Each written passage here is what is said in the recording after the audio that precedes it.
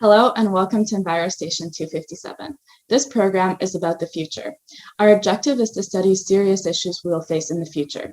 We invite experts to discuss issues such as weather, food supply, plastics in our oceans, and overpopulation. This time, our topic is war.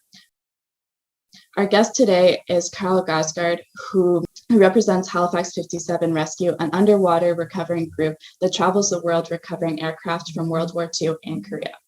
Our second guest today is Dan Fox, who is the Vice President of the Bomber Command Museum. Carl also works at the Bomber Command Museum in Nanton, Alberta.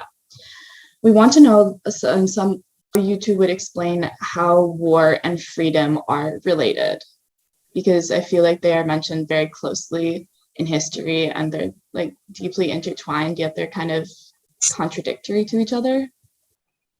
Well, Dan, why don't you go ahead and answer first, because you had relatives in World War I. One of them fought at Vimy Ridge.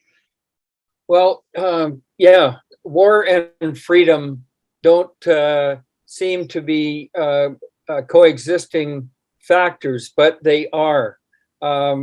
Unfortunately, the world seems to get involved in wars over time, and some, of course, bigger than others, World War I and World War II being the huge ones. But I know that my cousin and so many other Canadian boys and women went off and joined the Royal Canadian Air Force with the idea that they were trying to free the people that were under Nazi domination in Europe, and they were trying to free them so that they could vote, so that they had freedom to do what they wanted without being oppressed by Nazi masters. And we can relate that to today. Right now, we see in the Ukraine the same thing happening. And of course, if you don't learn from history, you're doomed to repeat it. So here we are again. We have somebody trying to dominate another smaller country and take it over. And freedom to the Ukrainian people, I think, is extremely important. And Mr. Putin is finding that out, that they're not just going to roll over and give up their freedom. It is so important to them, they will give their lives for it.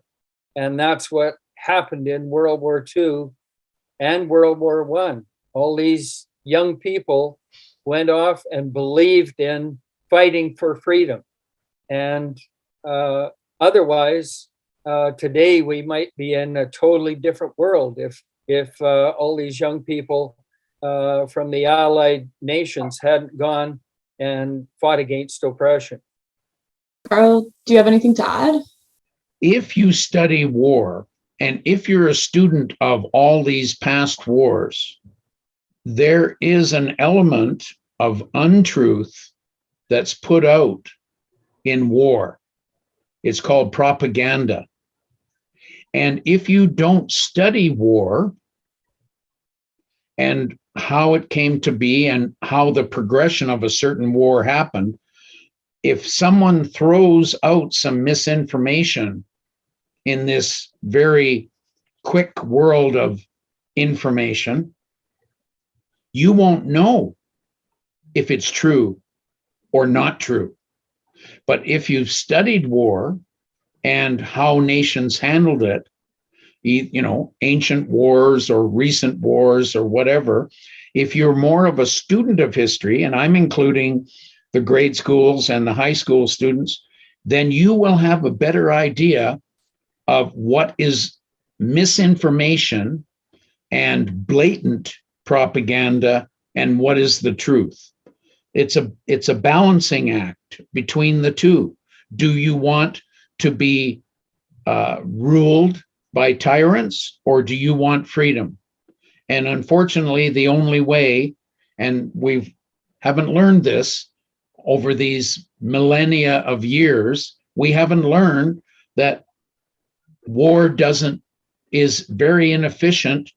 It's super sacrificial in the people that are in that war. So many millions will die, or thousands, whatever. And if people don't know what war really is, they won't understand the significance of, do I participate in fighting for my freedom, or do I just give up and be subjugated? And so the more people know about war, the more they may lean towards, can we find a peaceful solution?